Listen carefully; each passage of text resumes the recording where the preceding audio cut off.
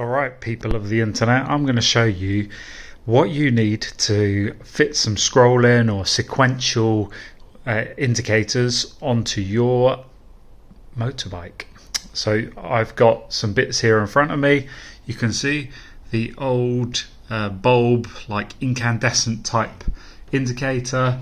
You can see it there with the Suzuki plug on it. I believe some other manufacturers use a similar style of plug.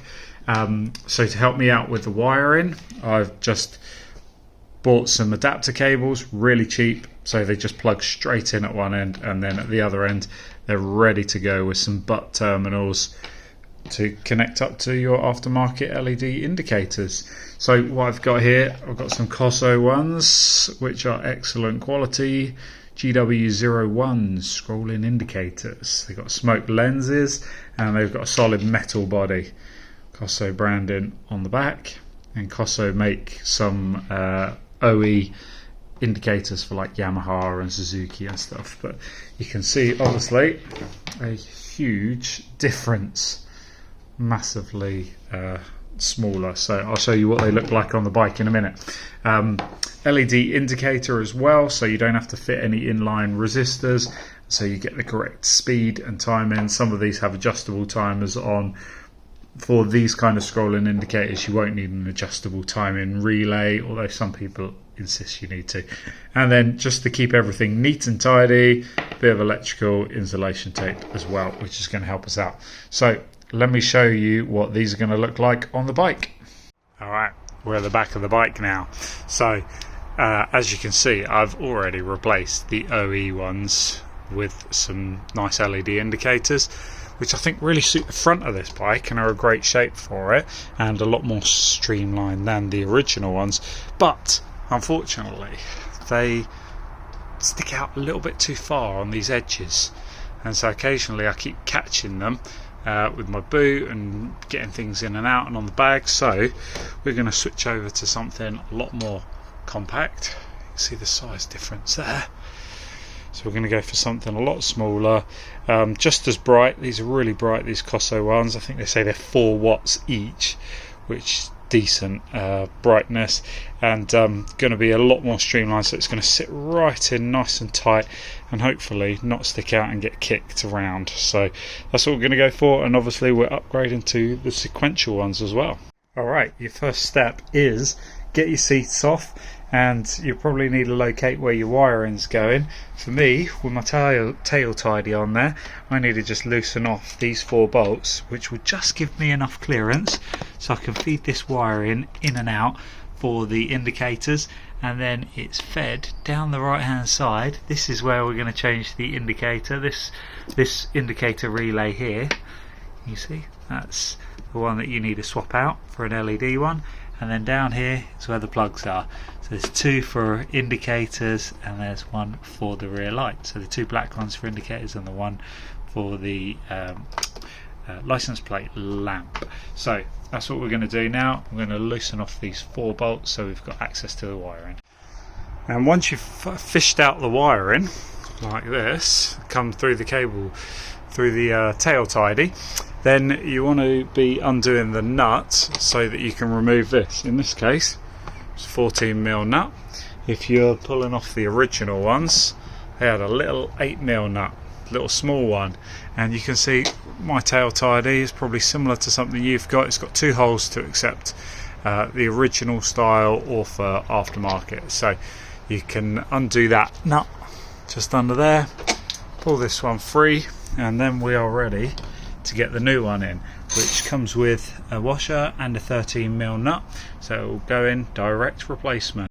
Okay, once you got that nut on there tightened up, don't over tighten it, and you might want to come back to adjust the angle later once you've got everything assembled, wired up, and you can stand back at a reasonable distance to work out exactly what kind of angle you want to get on that light. But already you can see we're looking at a lot more compact, even compared to those, and compared to the original ones, say night and day difference. Okay. Little tip for passing these kind of cables through tight holes: they're separate bullet connectors and they're pushing all around the place and they're very thin cables. So get your electrical tape and just quickly wrap it around them, especially up near the end, so it's keeping strong together and being a bit more firm. It will help you feed it through these tight holes.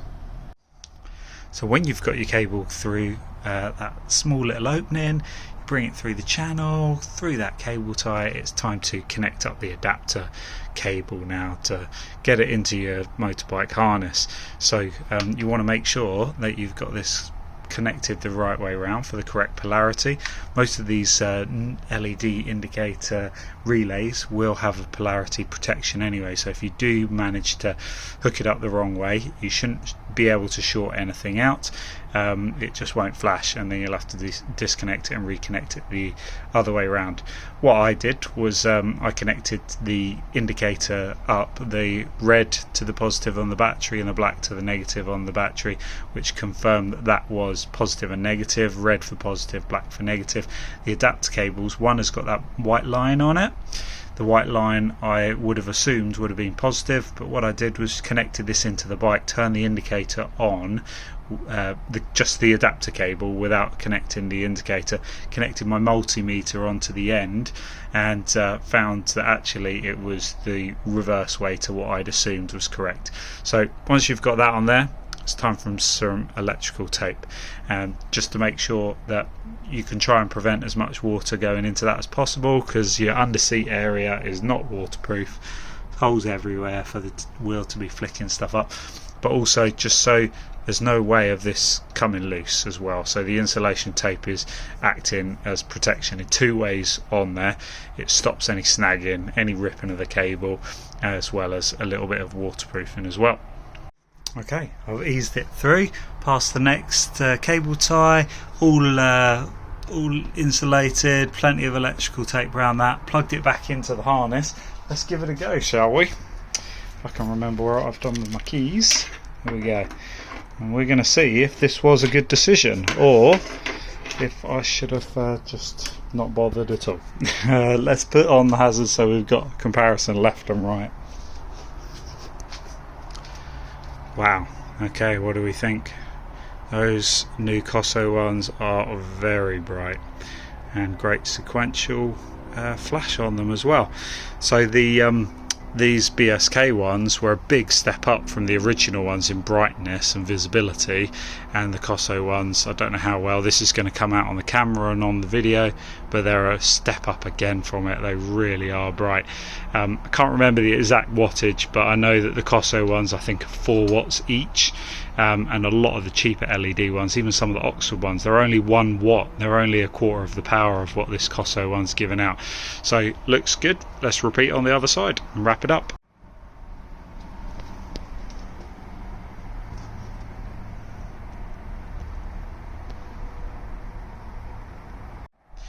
We missed a step. This is the original Suzuki relay, only good for incandescent bulbs, no good for LEDs, and it shows you the timing on there and the wattage of it. It's located in there in this bike. It's fiddly to get to, but you can pop that out, pop the new one in like I did. They're only a few quid, much better than resistors, get the right timing. Sorry for skipping the step, but it's pretty simple and self-explanatory. Okay, front seat back on. Just going to tighten up these nuts for the Tailtidy. 1. Let's go across. We can try and get these even. Yes. 2, 3. Nice. Okay, here we go. Need 3 hands for holding this camera. Alright, we're on the last one, and then we're going to give it the final test and see what we think. Okay, there we go, all tight. Going on. Oh, hazards are still on. So, we've got those on the front, and then on the back. Oh, I think that's a job well done. Nice and neat, nice and tidy. Excellent. Alright. Bonus tip while I'm just putting the plate back on the Tailtidy. get yourself a plate that's got a black backing instead of a white backing. So many bikes I see around with a white backing, and you can kind of see from a distance they have that, you know, the white bit exposed, whereas if you've got a plate with a black backing, nice and neat and tidy. So what do we think of the Koso Sequential Indicators? On the box they tell us they are the GW-01 LED Scrolling Indicator, smoked with a metal body, and I think they look great. So I'd recommend them. Not cheap, and if my wife's watching this video, I'm sorry. It was a late night on eBay or Amazon, and unfortunately bad things happen when you're up late and you're on Amazon or eBay. So don't do it. But I'm going to plead to my wife that these are safer because they're brighter. So hope that's a good argument. Hope that helps. You'll see me again.